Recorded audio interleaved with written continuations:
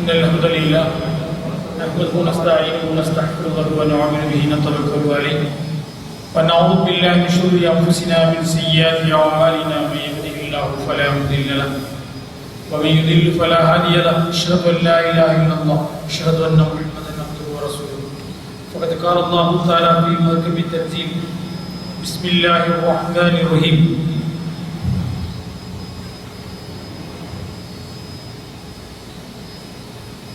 ليس البر أن تولوا وجوهكم قبل المشرق والمغرب ولكن البر من آمن بالله واليوم الآخر وقال رسول الله صلى الله عليه وسلم من أحب لله وأبغض لله وأعطى لله ومنع لله فقد استكمل الإيمان. சர்வ புகழும் புகழ்ச்சியும் எல்லாம் அல்ல அல்லாஹ் ஜல்லஷானஹு தஆலா ஒருவனுக்கு உரித்தாகட்டுமாக. சாந்தியும் சமாதானம் உலகத்தினுடைய தூதர் உலகத்தினுடைய வழிகாட்டி முஹம்மது முஸ்தபா ரசூலுல்லாஹி ஸல்லல்லாஹு அலைஹி வஸல்லம் அவர்கள் மீதும் அவர்களை பின்பற்றிய உத்தம தோழர்கள் சத்திய சஹாபா பெருமக்கள் தாபியீன்கள் தபா தாபி அனைவர் மீதும் என்றென்றும் உரித்தாகட்டுமாக. எல்லாம் அல்ல அல்லாஹ் நம் அனைவர்களையும் அவனுடைய உண்மையான அடியார்களாக உண்மையான முஸ்லிம்களாக நம்மை பிறக்கச் செய்து அதன் அடிப்படையிலே வாழச் செய்து உண்மை முஸ்லிமாக மரணித்து நாளைக்கு மஹ்ஷரில் ஜன்னத்துல் ஃபிர்தௌஸை அடைந்ததோடு முஹம்மது ஸல்லல்லாஹு அலைஹி வஸல்லம் அவர்களுடைய கூட்டத்தோடு நம் அனைவரையும் அல்லாஹ் ஜல்லஷானஹு தஆலா எழுப்பச் செய்வானாக. அல்லாஹ் நல்லடியார்களே, இந்த வாரத்திலே உங்களுக்கு பேசுவதற்காக வேண்டி எடுத்துக்கொண்ட ஒரு தலைப்பு என்னென்னா தக்தீர், விதி என்கிற ஒரு தலைப்பின் கீழ் குர்ஆன் ஹதீஸ் அடிப்படையிலே உண்டான சில செய்திகளை இன்ஷா அல்லாஹ் உங்களுக்கு எத்தி வைக்கலாம் என்று நான் இருக்கின்றேன். அல்லாஹ் ஜல்லஷானஹு தஆலா அவனது திருமறை குர்ஆன் சூரத்துல் அலா என்கிற ஒரு வசனத்திலே அவனுடைய வல்லமை, அவனுடைய ஆற்றல், அவனுடைய தன்மைகளை பற்றி அவன் விரிவாக சொல்லி காட்டுகிறான். சப்பிஹிஸ்ம ரப்பிக்கல் அலா அல்லதி خلق فسوى والذي قدر فهدى என்று சொல்லி காட்டுகிறான். உயர்வான அந்த இறைவனை நீங்கள் துதியுங்கள். அவன் எப்படிப்பட்டவன்? அவன் ஹலக படைத்தான், ஃபஸவ்வா முறை அமர்வு செய்தான், வகத்தர அதற்கு ஒரு தக்தீரை ஏற்படுத்தினான், ஃபஹதா ஒரு வழிகாட்டினான். அப்படிங்கிற ஒரு 4 பண்புகளை இந்த வசனத்தின் கீழ் அல்லாஹ் ஜல்லஷானஹு தஆலா சொல்லி காட்டினான். அப்ப இறைவன் எப்படிப்பட்டவன்? 4 ஆற்றல் அவனுக்கு இருப்பதாக இந்த வசனத்திலே அவன் சொல்லி காட்டினான்.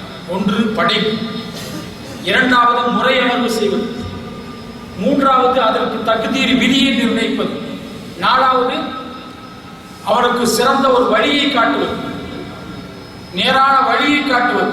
இப்படி 4 விதமான தன்மைகள் அவனிடத்திலே உண்டாக இருக்கிறது. படைப்பு அப்படின்னா ஹலக படைப்பு.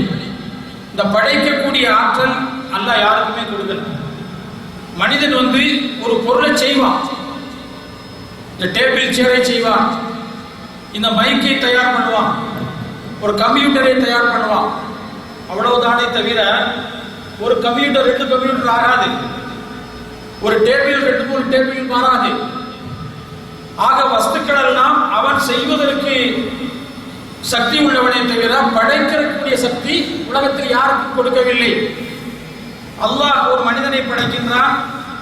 அந்த மனிதன் 10 பேர்களை பெற்றுவிட்டு அவன் இறந்து போய்விடுகிறான். அதே போன்று ஒரு கால்நடையை, ஒரு ஆடு மாடுகளை படைக்கின்றான். அவை ஒரு 10 குட்டிகளை போட்டுவிட்டு அவை இறந்து போய்விடுகிறது. அதே போன்று பறவை இனங்களை அல்லாஹ் ஜல்லஷானஹு தஆலா படைக்கின்றான். அது 10 குஞ்சுகளை பொரித்துவிட்டு இறந்து போய்விடுகிறது. ஆக இப்படியான ஒரு படைக்கக்கூடிய ஒரு வல்லமை இந்த உலகத்தில் எந்த மனிதனுக்கும் அல்லாஹ் தரவில்லை. திருமறை குர்ஆன பல இடங்களில் அந்த சவால் மட்டும் சொல்லி காட்டுகிறான். படைக்கின்ற ஒரு ஆற்றல் அவனுக்கு இல்லை. ஒரு சாதாரண ஒரு கொசு இருக்கிறது அல்லவா, ஒரு ஈ, அதனுடைய ரெக்கையை கூட ஒரு மனிதனால் தயார் பண்ண முடியாது. அந்த அளவிற்கு தபாரக்கல்லாஹு அஹ்ஸனுல் காலிகீன் படைக்கின்ற ஆற்றல் உடையவர் என்பதாக குர்ஆனிலே சொல்லி காட்டுகிறான். அதே போல இப்ப சவ்வா முறை அமர்வு செய்யறது. கற்பத்துல அந்த தரித்து விட்டால் அதை எப்படி வடிவமைப்பது, அதை முறை அமர்வு செய்வதுங்கிறது அல்லாஹ்வினால் மட்டுமே. நாம் நினைத்தபடி அங்கு முறையவர் செய்ய முடியாது.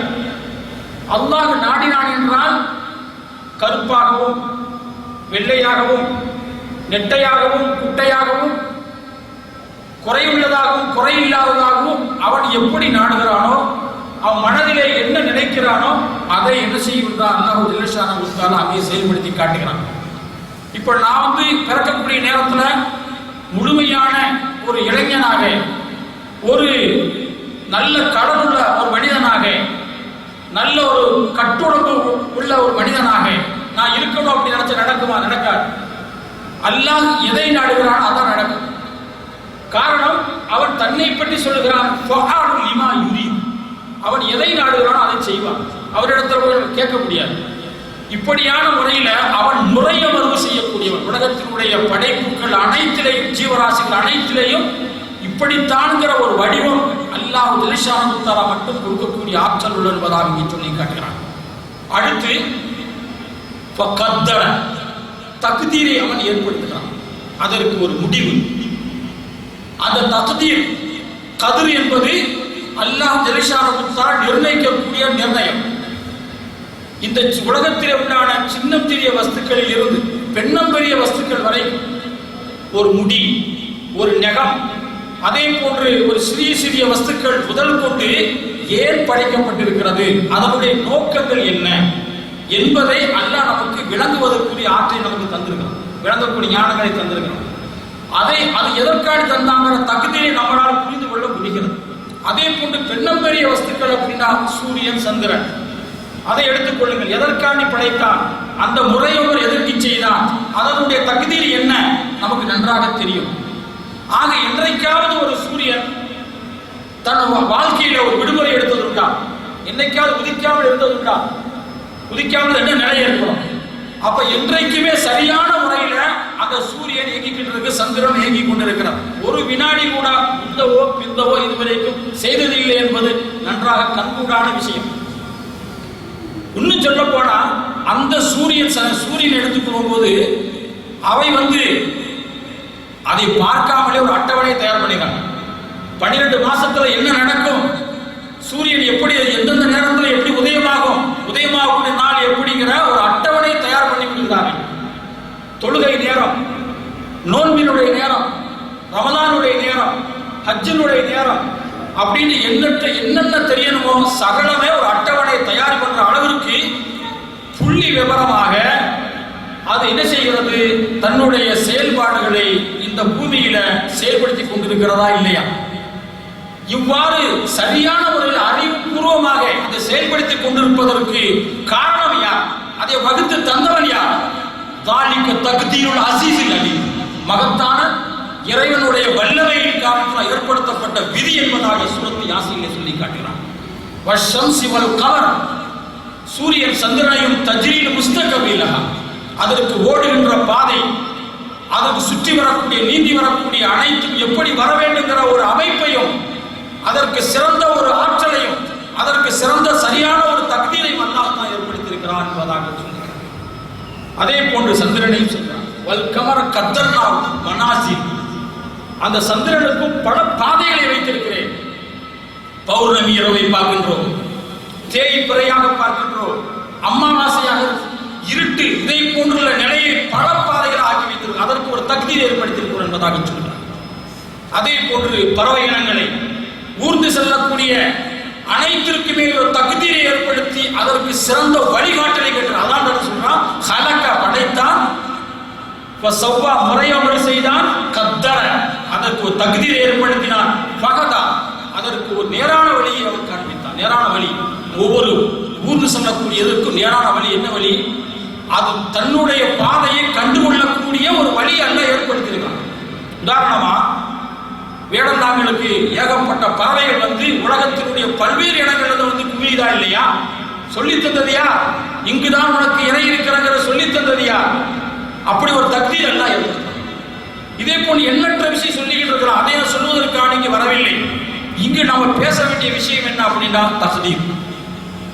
அந்த தக்தீர், அந்த விதிக்கப்பட்ட விதி, அதை பற்றி உண்டான குர்ஆனிலே ஹதீஸிலே சொல்லப்பட்ட நம்பிக்கை, ஒரு இஸ்லாமிய ஈமானுடைய நம்பிக்கை எந்த அளவுக்கு பலமாக இருக்கணும் அப்படிங்கிற செய்தியை சொல்வதற்காக வேண்டித்தான் இந்த வசனத்தை எடுத்த இன்ஷா அல்லாஹ். அப்படிங்கும்போது அல்லாஹ் ஜல்ல ஷானஹு தஆலா இந்த தக்தீரை பற்றி சொல்லுகிற பொழுது 50,000 இந்த உலகத்தை படைப்பதற்கு 50,000 வருஷத்திற்கு முன்னாலேயே மனிதனுடைய நிர்ணயத்தை அல்லாஹ் ஜல்ல ஷானஹு தஆலா ஏற்படுத்தி விட்டான் என்பதாக நபிகள் நாயகம் ஸல்லல்லாஹு அலைஹி சொல்லி காட்டுறாங்க. முதலாக இந்த உலகத்தில் படைச்சது எது? பேனாவைத்தான் படைத்தான். அல்லாஹ் முதல் படைப்பு பேனாவைத்தான் படைத்தான். இந்த பேனாவை படைத்து உக்து எழுது என்று சொன்னான். எதை எழுதுவது? இந்த உலகத்தில் தோன்றி முடிந்த தோன்றி மறையக்கூடிய சகலத்தையும் எழுது என்பதாக சொன்னான். உலகத்தினுடைய ஆரம்பம் முதல் உலகத்தினுடைய கடைசி வரைக்கும் என்னென்ன தோன்றியதோ அனைத்தையும் அவைகள் எழுதி முடித்தன என்பதாக நபிகள் நாயகம் ஸல்லல்லாஹு அலைஹி வஸல்லம் அவங்க சொல்லி காட்டுறாங்க. ஆக தக்தீரை பற்றி அடுத்த ஒரு ஹதீஸ் வருகிறது. என்ன அப்படின்னா, ஒரு தாயினுடைய வயிற்றில் அந்த கரு தரித்து விட்டால் அதற்கு உடனே என்ன செய்கின்றான்? அதற்கு ஒரு ரிஸ்கை, ஒரு உணவு எங்கு சாப்பிடுவான்ங்கிறத அப்பொழுதே அல்லாஹ் ஜல்ல ஷானஹு தஆலா எழுதி விடுகிறான். அவனுடைய அஜலை, அவன் எவ்வளவு நாட்களுக்கு இந்த உலகத்திலே அவனோட வாழ்ந்து விட்டு செல்வான்கிற அந்த அஜலை அல்லாஹ் ஜல்ல ஷானஹு தஆலா எழுதி விடுகிறான். அதே போன்று அவன் நல்லவனா, அவன் கெட்டவனா, அவனுடைய செயல்பாடுகள் என்ன, அனைத்தையும் அங்கு என்ன செய்யப்படுகிறது? அவனுடைய தன்மையை தக்தீரை அங்கு நிர்ணயிக்கப்படுகிறது என்பதாக நபிகள் நாயகம் ஸல்லல்லாஹு அலைஹி வஸல்லம் சொல்லி காட்டுறாங்க. அதே போன்று தக்தீரை பற்றி இன்னும் சொல்லப்போனா திருமறை குர்ஆன்ல வரக்கூடிய விஷயம் இன்னா அன்ஸல்னாஹு ஃபீ லைலத்துல் கத்ர் என்பதாக சொல்லி காட்டுறாங்க. அப்ப அந்த லைலத்துல் கத்ர் அதுவும் தக்தீரை புதுப்பிக்கக்கூடிய ஒரு நாள் அப்படின்னு சொல்றாங்க. அந்த கதிரை பற்றி சொல்லுகிற பொழுது குர்ஆனில் எப்படி சொல்லுகிறான்? ஃபீஹா யுஃப்ரகு குல்லு அம்ரின் ஹக்கீம். ஒரு மனிதனுடைய வாழ்க்கை நல்லது கெட்டது அனைத்தும் அந்த கதிருடைய அந்த லைலத்துல் கத்ர் அன்றுதான் புதுப்பிக்கப்படும். மறுவருடம் இவனுடைய நிலைமை என்ன, மறுவருடம் என்னுடைய சூழ்நிலை என்ன, இவன் திருமணம் ஆகக்கூடியவனா, திருமணம் ஆகாதவனா, அல்லது இவன் நல்லவனாக வாழ்வானா, தீயவனாக வாழ்வானா என்கிற அனைத்து சமாச்சாரங்களையும் புதிய கணக்கு போடுவதை போன்று அவருடைய ஒவ்வொரு விஷயத்திலும் புதுப்பிக்கப்படக்கூடிய அந்த தக்தீரை புதுப்பிக்கப்படக்கூடிய ஒரு நாள் அந்த கதிருடைய அந்த இரவு என்பதாக அல்லாஹ் திருமறை குர்ஆனை சொல்லி காட்டுகிறான். இப்படி எண்ணற்ற விஷயங்கள் இருக்கிறது. இப்ப நம்முடைய நம்பிக்கை எப்படி இருக்கணும் அப்படிங்கும் போது, இஸ்லாமியருடைய நம்பிக்கை ஒரு மனிதனிடத்தில் எப்படி இருக்கணும்? இந்த தக்தீரை பற்றி அல்லாஹ் ஏன் இப்படி இவ்வாறெல்லாம் சொல்லி தந்திருக்கிறாங்கிறத முதல் புரியணும். அப்ப இந்த உலகத்துல வந்து மனிதனுடைய மனித வாழ்க்கையில ஒரு பலமான ஒரு அஸ்திவாரத்தை, ஒரு பலமான ஒரு அடித்தளத்தை இஸ்லாம் என்ன செய்திருக்கிறது? போட்டிருக்கிறது. அந்த அடித்தளம் என்ன?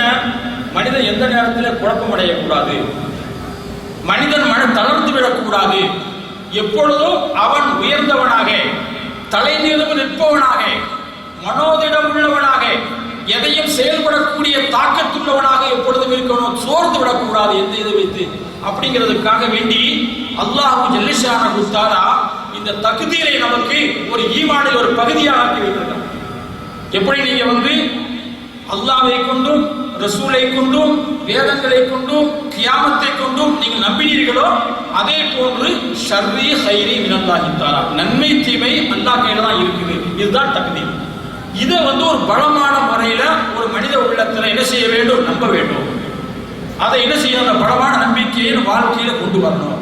இந்த உலகத்துல வந்து எது நடந்தாலும் எங்கே நடந்தாலும், அது லாபமாக இருக்கட்டும், அது நஷ்டமாக இருக்கட்டும், அது வந்து உயர்வாக இருக்கட்டும், தாழ்வாக இருந்தாலும் கூட அனைத்தும் அல்லாஹ் ஜல்ல ஷானஹு தஆலா தீர்மானித்ததுதான் இந்த உலகத்தில் நடைபெறுகிறது.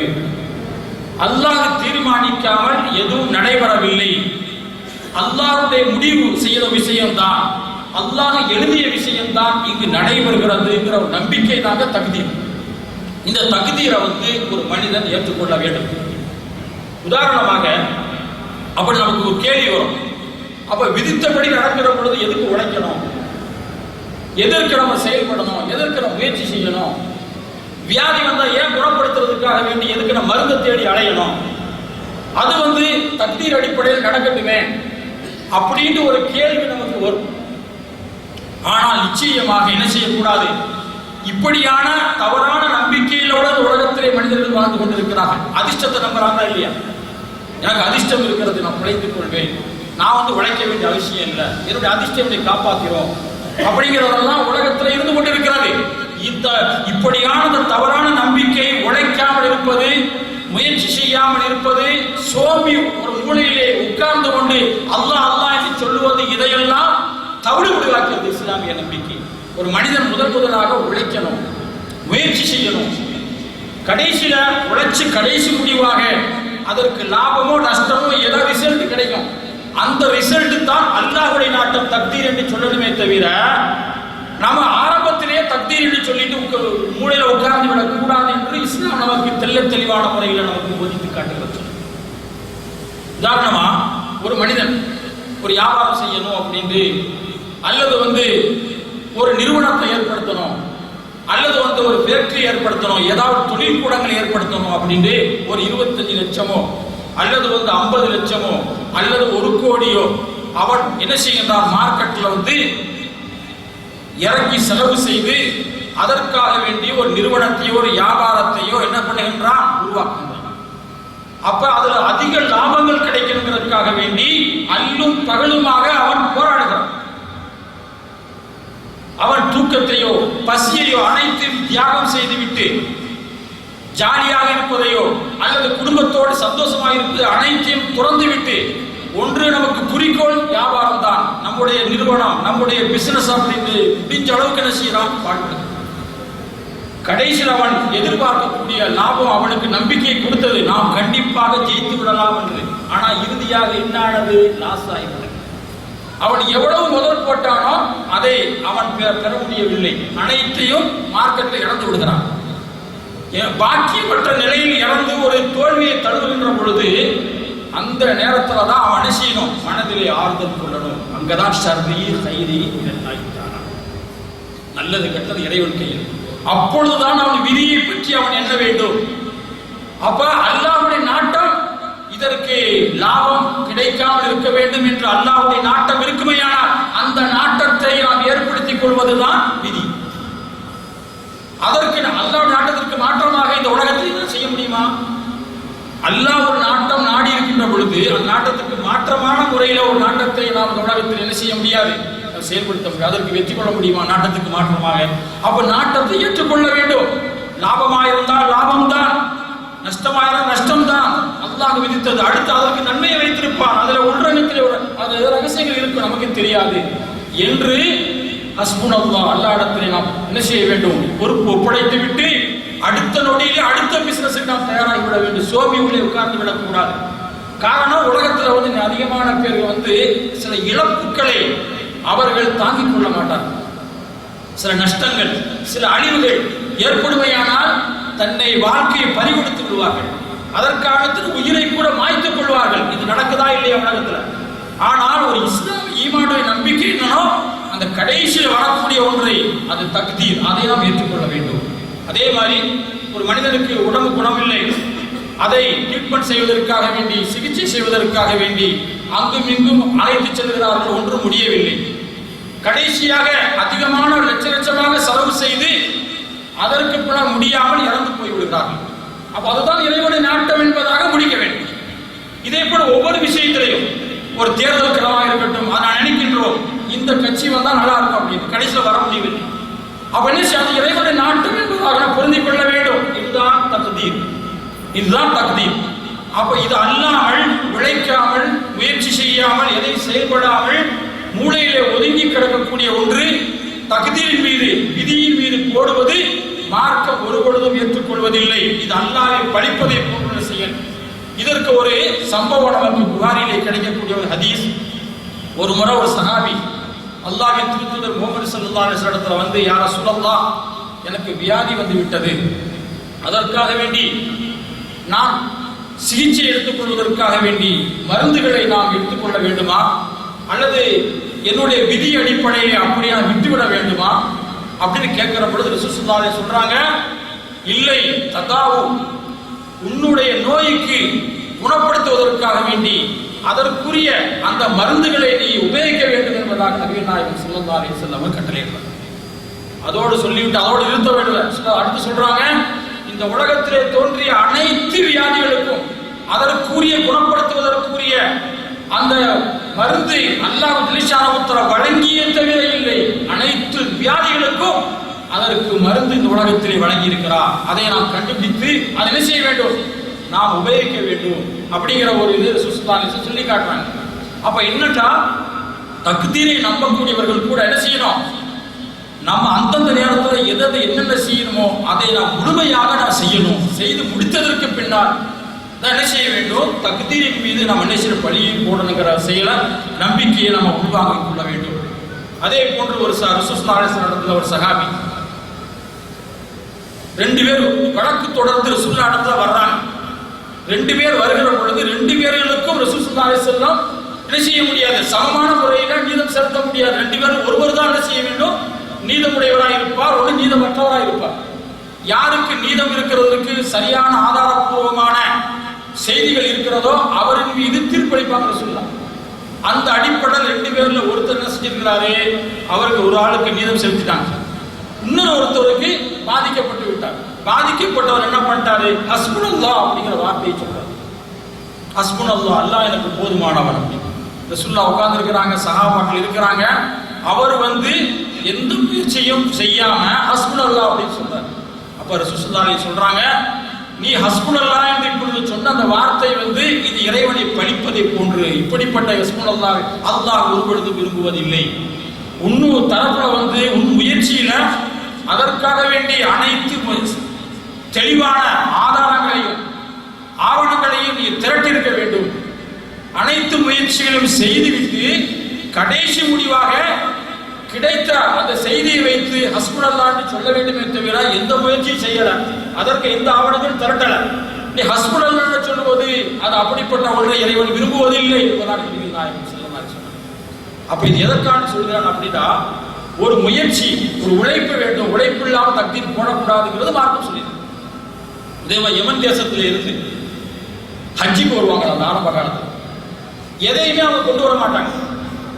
அவங்க எப்படி வருவாங்க, நாங்கள் ஆட்சிகள், எங்களுக்குரிய உணவுகளையும் எங்களுக்குள்ள தயாரிப்புகளையும் நீங்க இங்க இருக்கக்கூடியவர்கள் தான் நீங்க என்ன செய்யணும், கொடுக்கணும் அப்படிங்கிற நம்பிக்கையில நகுனு முத்தவக்கிலூன், அல்லாஹ்வை நம்பியவர்கள் நாம் அப்படின்னு சொல்லிக்கிட்டே வருவாங்க.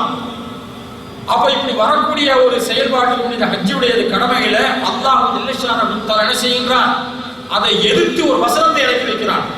இப்படிப்பட்ட ஹஜ்ஜு தேவையில்லை அப்படிங்கிற செய்தியை, ஹஜ்ஜுக்காக வேண்டி நீங்கள் ஆயத்தமாகிவிட்டால் முதலாக நீங்கள் கட்டிச்சாதங்களை முதல் தயாரித்துக் கொள்ளுங்கள். நீ ஹஜ்ஜி சென்று மீண்டும் வீடு திரும்பும் வரைக்கும் உங்களுக்கு என்னென்ன தேவைப்படுகிறதோ அனைத்தையும் நீங்கள் தயாரித்ததுக்கு பின்னால் தான் நீங்கள் ஹஜ்ஜை நிறைவேற்றுவதற்கு போக வேண்டும். சாதங்களிலே மிகச்சிறந்த சாதம் இறைவனை பயப்படுவது தக்வாவுடைய சாதம் என்பதாக அல்லாஹ் ஜல்ல இங்கே சொல்லி காட்டினார். அப்ப அந்த அளவுக்கு முயற்சி உழைப்பு தான் முக்கியம். அதற்கு பின்னால் திருமறை குர்ஆன் ஆயத்து இறங்கியது. லைஸா அலைக்கும் அன் தபதவு லைஸா அலைக்கும் ஜுனாஹன் தபதவு ஃபதலன் மின் ரப்பிக்கும். நீங்க ஹஜ்ஜுடைய கூட்டங்கள்ல போய் வியாபாரம் செய்வது உங்க மீது குற்றம் கிடையாது.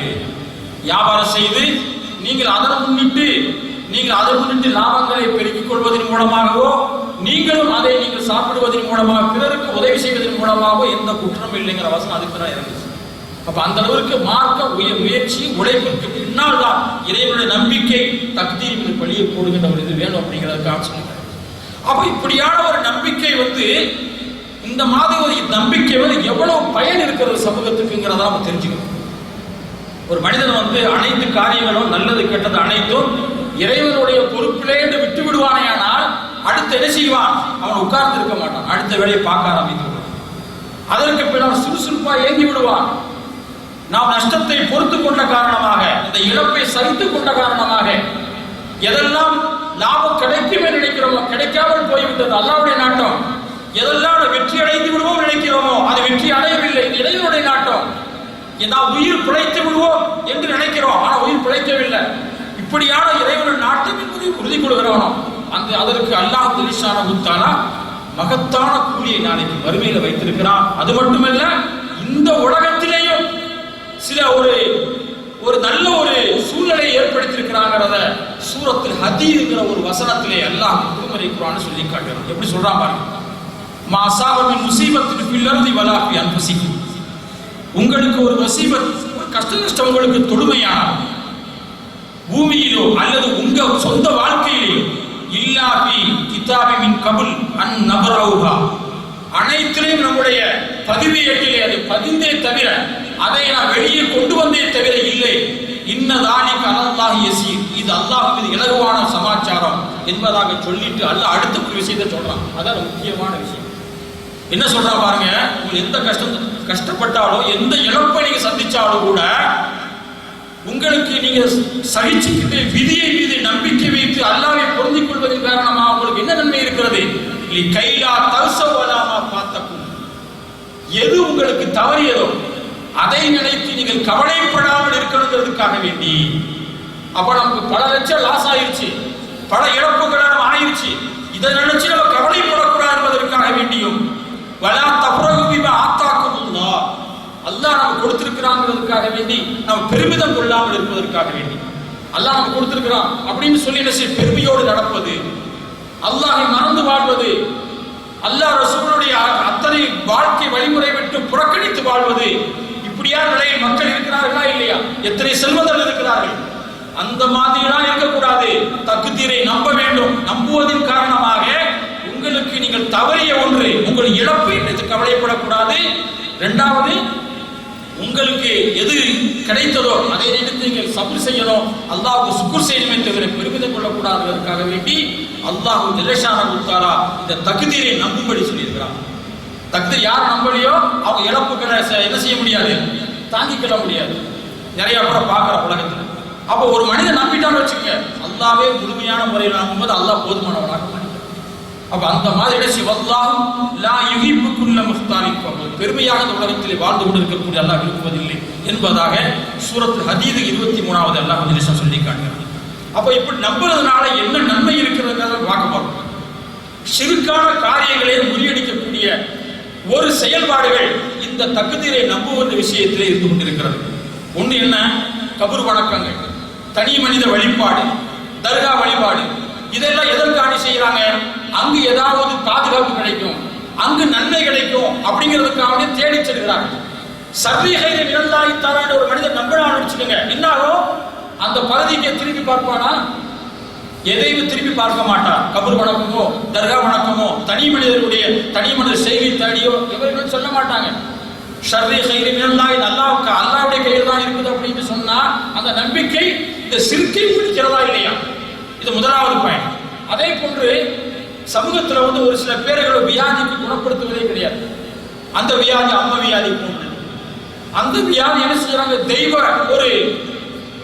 தெய்வ எண்ணங்களை அதற்கு எடுத்து சொல்லி என்ன செய்வாங்க? இதற்கெல்லாம் எந்த மருந்து மாத்திரையும் சாப்பிடக்கூடாது, இல்ல அம்மைங்கிற ஒரு வியாதி கோபித்துக் கொள்ளும், அம்மை தாய் கோபித்துக் கொள்ளும் அப்படின்னு ஒரு நம்பிக்கை இருக்கா இல்லையா? எதனால இருக்கு? தக்தீரை நம்பவில்லை. தக்தீரை முறை பிரகாரம் ஷர்ரி கைரி மினல்லாஹி நம்பி இருந்தார் அப்படின்னு என்ன செய்ய முடியாது. வியாதியோடு இது ஒரு வியாதி தான், இது உஷ்ணத்தினால் ஏற்படக்கூடிய வியாதியா இருக்குமே தவிர இது ஏதோ ஒரு வியாதியை தவிர வேற எந்த விதமான ஒன்றும் இல்லை என்பதை நாம் நன்றாக புரிந்து கொள்வோம். காரணம், அப்படியே ஒரு புதுமையான ஒரு வியாதி இருக்குமையானால் அல்லாஹ் ஒரு சொல்லியிருப்பாங்களா இல்லையா? அப்படி சொல்லாத ஒன்றை நாம் புதிய அதற்கு தெய்வ காரியங்களை கொடுப்பது இது மாற்று மதத்தினுடைய நம்பிக்கை, இஸ்லாமிய நம்பிக்கை இல்லை என்பதை நாம் புரிந்து கொள்ள வேண்டும். அதே போன்று அடுத்த ஒரு நன்மை என்ன அப்படிங்கும் போது ஈமான் உறுதிப்படுத்தணும். இந்த உலகத்துல நம்ம யாரை கைவிட்டாலும் கூட, மனைவியே நம்ம கைவிட்டுட்டாலும் கூட, நம்முடைய தாய் கைவிட்டுட்டாலும் கூட, நம்முடைய குடும்பம் நம்மை விரட்டி விட்டாலும் கூட, ரஹ்மான் நம்மை பாதுகாத்து கொள்வான், அவன் நம்ம கைவிட மாட்டான். நம்பிக்கை இந்த தக்தீரிலே இருந்து கொண்டிருக்கிறது. அதோடு மட்டுமல்லாமல் ஒரு மனிதன் இறைவனை சில நேரங்கள்ல புகழுகிறான், சில நேரங்கள் இகழ்கிறானா இல்லையா? ஒரு மனிதனுக்கு அல்லாஹ் செல்வங்கள், பாக்கியங்களை, வசதி வாய்ப்புகளை தந்துட்டா அல்லாஹ்வை புகழுகிறான்.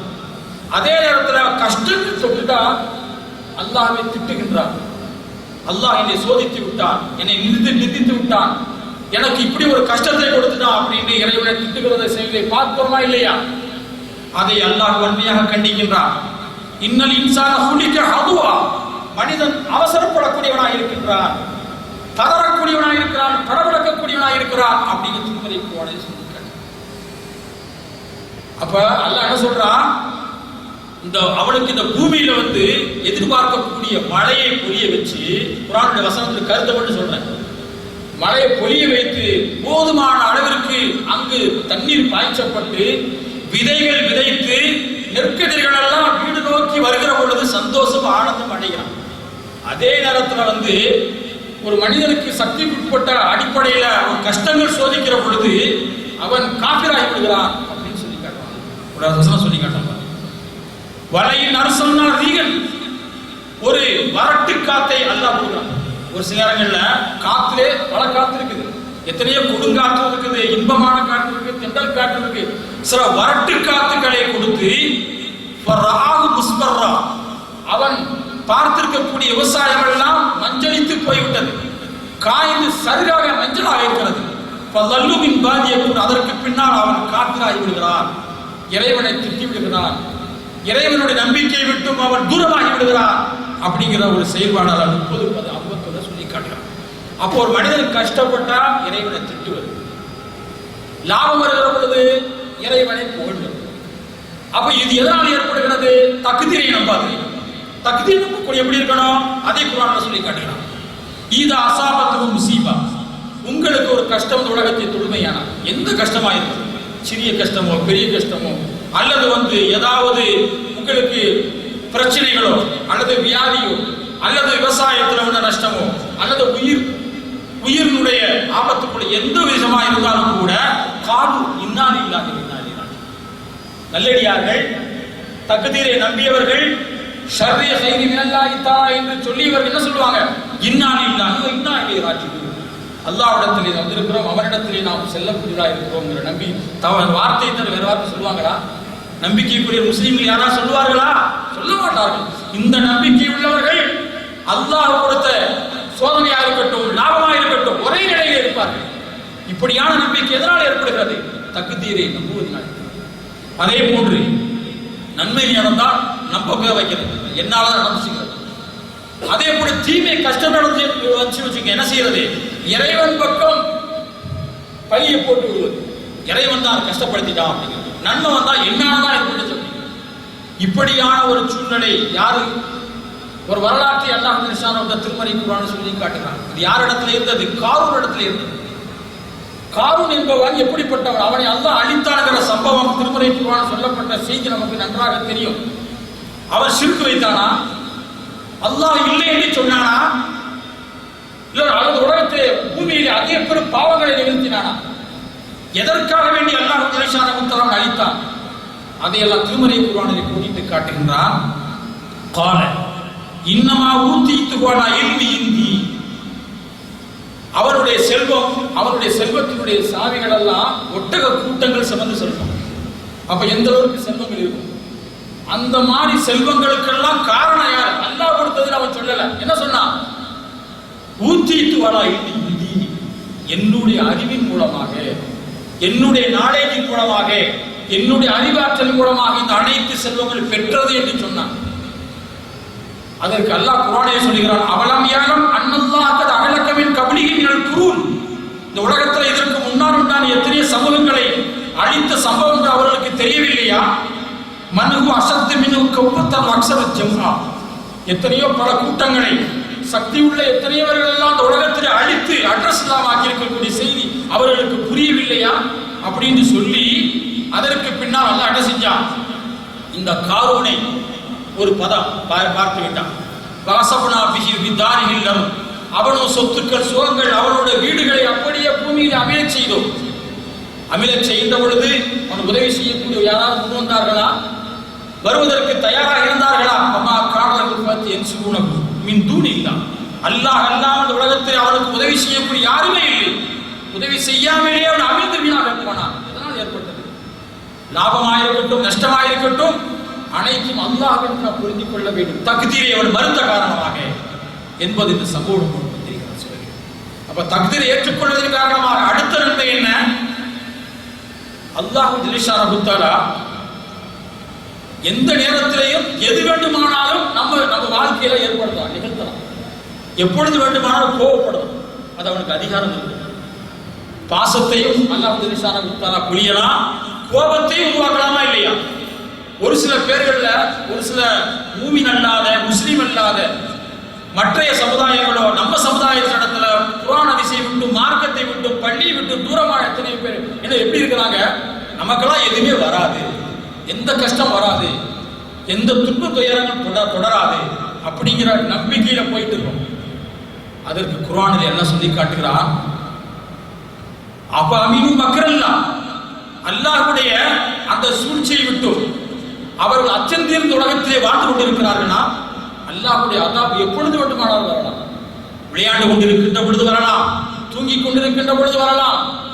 எந்த நேரத்தில் என்ன எப்படிப்பட்ட ஒரு காரியத்தில் இருந்தாலும் அல்லாஹ்வுடைய அழிவுகள் அதாபுகள் கோபப்பார்வைகள் எப்பொழுதும் இறங்கும். அதற்கு தயார் நிலையிலே ஒரு மூமினானவர் தன்னுடைய வாழ்க்கையை அமைத்துக் கொள்ள வேண்டும் என்பதாக திருமறை குர்ஆன் சொல்லி காட்டுகிறார். ஃபலா யமன் மக்கரல்லாஹ் இல்லல் கௌமுல் காசிரூன். அவர் நஷ்டவாளிகளை தவிர அச்சம் தீர்ந்து யாரும் இருக்க மாட்டார். நஷ்டவாளிகள் தான் அச்சம் இல்லாம பயம் இல்லாம இருக்க. அல்லாஹ்வுடைய அச்சம் உள்ளவர்கள் எப்பொழுதும் எதை எதிர்பார்த்துக் கொண்டிருப்பாங்க.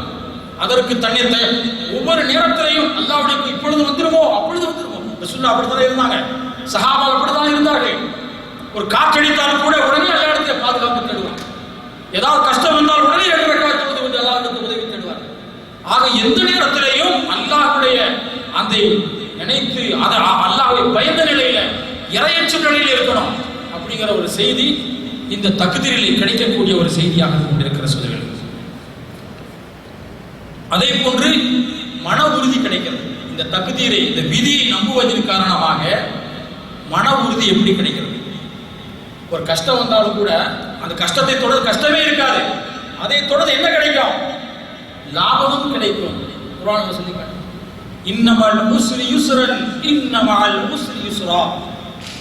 கஷ்டத்திற்கு பின்னால் லேஸ் இருக்கிறது, கஷ்டத்திற்கு பின்னால் இலகு இருக்கிறது என்பதாக அல்லாஹ் திருமறை குர்ஆன் சொல்லி காட்டுகிறான். இதை நம்ம நம்ப வேண்டும். ஆக எந்த கஷ்டம் வந்தாலும் தொடர்ந்து வராது. உலாயிக அலைஹிம் ஸலவாத்து மின் ரப்பிஹிம் வ ரஹ்மா. யார் ஒரு இழப்பை கருதி அவர்கள் அல்லாஹ்விடத்தில் இன்னா லில்லாஹி சொல்லிவிட்டார், அவர்களுக்கு துன்பத்தை சகித்துக் கொண்ட காரணமாக அல்லாஹ் ஒரு இன்பத்தை அல்லாஹ் கொடுத்தாரா? ஏகப்பட்ட சம்பவம் நமக்கு தெரியும். ஒன்று ரெண்டு சம்பவங்கள் அல்ல, அதிகமான சம்பவம் நமக்கு தெரியும்.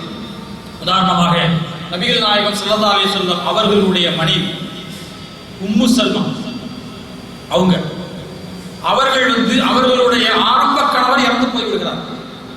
ஆரம்ப கணவர் இறந்து போயிட்டது கடுமையா கவலைப்படுறாங்க. கவலைப்பட்டுட்டு இன்னா லில்லாஹி வ இன்னா இலைஹி ராஜிஊன் சொல்லி அல்லாஹ்விடத்துல ஆதரவு வைக்கிறாங்க. அல்லாஹும்ம அஜ்ரினி ஃபீ முஸீபத்தி வக்லிஃப்னி கைரன் மின்ஹா. யா அல்லாஹ், எனக்கு ஒரு கஷ்டத்தை நீ கொடுத்ததற்கு பின்னால் அதிக லாபத்தை நீ கொடுப்பதாக நீ வாக்களிக்கிறாய்ங்கிற செய்தியை சொல்லிட்டு மனசுல ஒரு சின்ன ஒரு நம்பிக்கை இல்லாத தன்மை என்ன அப்படின்னா, என்னுடைய கணவரே யுத்தத்துல போய் இறந்து போயிட்டாரு, அந்த கணவரை போன்று இன்னொரு கணவர் கிடைக்குமா அப்படிங்கிற ஒரு எதிர்பார்ப்பு. அப்ப அவங்க யுத்தாவில் இருக்கின்ற பொழுது நபிகள் நாயகம் ஸல்லல்லாஹு அலைஹி வஸல்லம் என்ன செய்றாங்க? சொல்லி அனுப்புகிறார்கள், உங்களை திருமணம் முடிப்பதற்கு நான் விரும்புகின்றேன், உங்களுடைய சம்மதம் எப்படி? அப்ப அவங்க சொல்றாங்க, யார சொல்லலாம், உங்களை திருமணம் முடிக்காம யாரும் இருப்பார்களா? உங்களை அதை யாரும் விரும்பாம இருப்பார்களா? அவ்வளவு ஒரு மகிழ்ச்சி, அவ்வளவு ஒரு சந்தோஷத்தோடு அவங்க என்ன செய்யறாங்க? இந்த செய்தியை சொல்றாங்க. இருந்தாலும் நான் கவலைப்படுகிறேன், நான் அதிக வயது உடையவனாக இருக்கிறேன், அதிக குழந்தை உடையவனாக இருக்கின்றேன், அதிக கோபம் உடையவனாக இருக்கிறேன். இதன் காரணமாக அல்லாஹ்வுடைய கோபத்தினால் என்னை அல்லாஹ் தண்டித்து விடக் கூடாது என்று நினைக்கிறேன் என்பதாக சொல்லி விலக பார்க்கிறாங்க. அப்ப ரசூலுல்லாஹ் சொல்றாங்க, உனக்கு கோபம் உனக்கு இருப்பதாக சொல்கிறாய், அல்லாஹ் அந்த கோபத்தை லேசாக்கக்கூடியவனாக இருக்கின்றான். உனக்கு அதிக குழந்தை இருப்பதாக சொன்னாய், உங்களுடைய குழந்தை வேறு என்னுடைய குழந்தை வேறா என்று ரசூலுல்லாஹ் கேட்டாங்க. அதற்கு அதிக வயசு என்பதாக சொன்னாய், என்னிடத்தில் மட்டும் வயசு அதிகம் இல்லையா என்பதாக சொல்லி முஸ்லிம் அவர்களுக்கு ரசூலுல்லாஹ் அவர்களுக்கு திருமண காரியம். அதை பார்த்து சொல்றாங்க, அல்லாஹ்வுடைய கணவருக்கு பகரமாக ஒரு சிறந்த ஒரு கணவரை அல்லாஹ்வுக்கு தந்தான். இன்னா லில்லாஹி வ இன்னா இலைஹி ராஜிஊன் அப்படிங்கிற வார்த்தையை சொன்னதற்கு பின்னால் கணவர் இழந்த அந்த துக்கத்துக்குரிய துன்பத்தை சகித்துக் கொண்ட காரணமாக அல்லாஹ் அதை விட மென்மேலும் ஒரு இன்பத்தை தந்தாங்க ஒரு சம்பவம் இதில் கிடைக்கிறது. இது எண்ணற்ற சம்பவம் வாழ்க்கையில் கிடைத்துக் கொண்டிருக்கும். ஆக தகுதியிலே நம்ப வேண்டும். அல்லாஹ் திருமறை குர்ஆன்ல அதிகமான இடங்கள்ல அந்த கதிரை நம்பக்கூடிய விஷயத்தில் 6வது நம்பிக்கையாக அல்லாஹ் வைத்திருக்கின்றார். அந்த 6வது நம்பிக்கை ஈமான்ல ஒரு முக்கியமான நம்பிக்கை. இந்த நம்பிக்கையை நாம் முழுமையாக நம்பணும். நம்முடைய நம்பினாதான் நம்ம முழுமையான மனிதனாக, மனோதிடம் உள்ள மனிதனாக, மன தளராம, குழப்பம் இல்லாம ஒரு ஆரோக்கியமாக இந்த உலகத்தில் நடமாட முடியும் என்பதற்காக வேண்டி அல்லாஹ் சுப்ஹானஹு வ தஆலா காரணம் 2 காரணம் சொல்றான். ஒரு காரணம் என்ன, எந்த இழப்பா இருந்தாலும் தவறிய ஒன்றை எடுத்து கவலைப்படக்கூடாது அப்படின்னு சொல்றான். அது கவலைப்படாம இருக்கணும். இந்த நம்பிக்கையினால் நாளைக்கு ஆகிரத்துல உங்களுக்கு மகத்தான ஒரு கூலி உங்களுக்கு நான் நம்பிக்கையை வைத்திருக்கிறேன் அப்படின்னு சொல்றான். அப்ப இந்த மாதிரி நன்மை நமக்கு வேணுங்கிறத நம்ம புரிஞ்சுக்கிறோம். எல்லாம் அல்லாஹ் ஜல்லஷானஹு வ தஆலா அந்த நம்பிக்கை, அந்த ஈமானை, அந்த தக்தீரை நம்முடைய வாழ்க்கையில நம்ம சுப செய்தியை கேட்ட காரணத்தினால், கேட்டதற்கு பின்பு அதிகமான ஈமானையும் அதிகமான நம்பிக்கையும் பெற்று இந்த உலகத்தில் நிம்மதியோடு, மறு உலகத்தில் நிம்மதியோடு வாழ்ந்து உண்மையான பூமியான முத்தகீன் கூட்டத்தில் அல்லாஹ் நம்மை சேர்த்து வைப்பானாக என்று கேட்டுக்கொண்டு இந்த உரையை முடித்துக் கொண்டு சம்பந்தமான சந்தேகம் தான் கேள்வி இன்ஷா அல்லாஹ் பேசுவோம்.